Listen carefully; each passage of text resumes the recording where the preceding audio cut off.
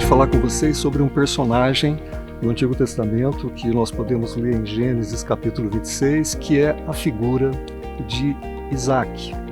Isaac era um agricultor, um pecuarista, e naquele momento, naquela região onde ele vive, está enfrentando uma situação de fome, uma situação de escassez. Ele tem que mudar de região e ele vai até um lugar onde existia uma quantidade de poços, uma quantidade de água suficiente para ele tocar todo o seu negócio. Contudo, ele começa a enfrentar problemas com os pecuaristas, com os trabalhadores do local que não gostam e sentem ciúmes da presença dele, porque ele é uma pessoa que está progredindo. E com isso, exatamente nesse momento, Deus vem falar com ele dizendo o seguinte: permanece nessa terra, não desça para o Egito. E veja, descer para o Egito era uma coisa muito tranquila, porque ali tinha o delta do Nilo.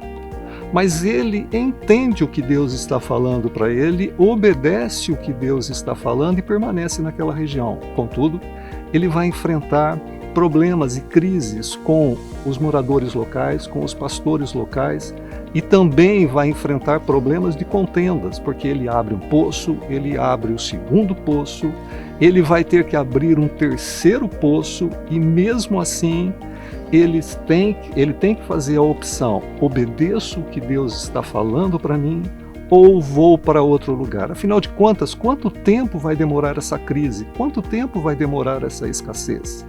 Contudo, Isaac persevera naquilo que Deus falou para ele. E assim, Isaac continua no mesmo lugar e ele, consequentemente, é abençoado por Deus por obedecer a sua palavra. A pergunta que fica é a seguinte: você tem ouvido a voz de Deus em meio às crises que você tem enfrentado? Você tem conseguido ouvir a voz de Deus e, da maneira perseverante, tomar decisões que são favoráveis e positivas ao cumprimento da ordem de Deus? Nós vamos passar por crises invariavelmente. Elas chegarão até nós. O problema é como é que nós estaremos enfrentando essas crises. Nós estaremos ouvindo o que Deus está falando e obedecendo as coisas que Ele tem colocado para nós?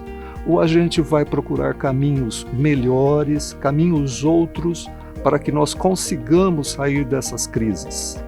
E aí, talvez, em algum momento, a gente deixe de cumprir as ordens de Deus e, consequentemente, não seremos abençoados.